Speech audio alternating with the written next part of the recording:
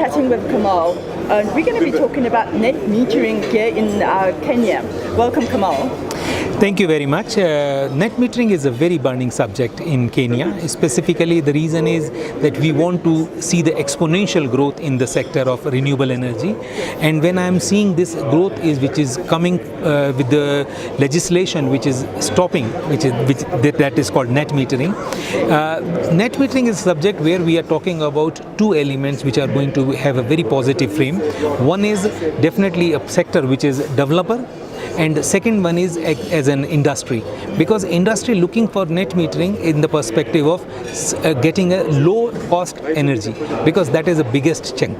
As I mentioned, that cost of energy in Kenya is very high. We are talking about 20 cents per kilowatt hour compared to any progressive and in any big countries where it is between 10 to 12 cents. Is that across the board for industrial and residential? True. This is something which is for everyone, because when we were struggling, we were preparing for this legislation to come out in the year of 2013, and we had a complete framework ready in 2014 March. That was the time we were about to launch. Unfortunately, it didn't work out.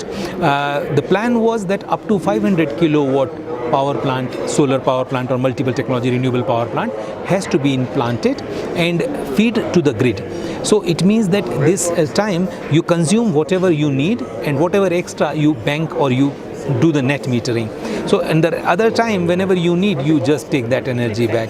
It's a very workable kind of proposition where no one is loser, because you don't need to use battery. Battery is most killing element of any project. When you're talking about life, when you talk about cost, both of the things are becoming the project very unviable. So that's the reason why we say that this net metering is making energy banking to the grid with the whole proposition, so that it will be definitely green and sustainable environment, at the same time reduce carbon footprint, but over and above cost saving. It means cost of energy substantially reduced at a best possible rate.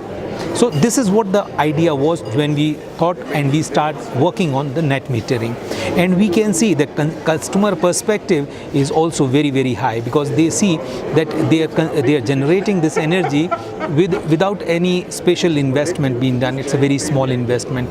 Whereas when we say, if you say any progressive country like Kenya, what is the maximum demand chart? It goes during the day because of industrial operation and other things. So this is what our submission is, that during the day it goes very good as solar generation. So you as an utility see that this is actually giving them a lot of convenience and comfort to not to have a peak and non-peak situation, because in the evening they have almost negligible demand. But during the day, if this kind of demand can be subsided with net metering kind of solutions, then they are comfortable as an utility. Country is also getting progress, because a lot of industrialization could be offsetted and could be taken place to strengthen and take it further. And there are several technologies, those are now available through private sector. So we can see this is the best answer for a growing country, and the country like Kenya, region like East Africa is desperately waiting for this thing to be done. We look forward to all of that progress via net metering. Thank you so much for sharing.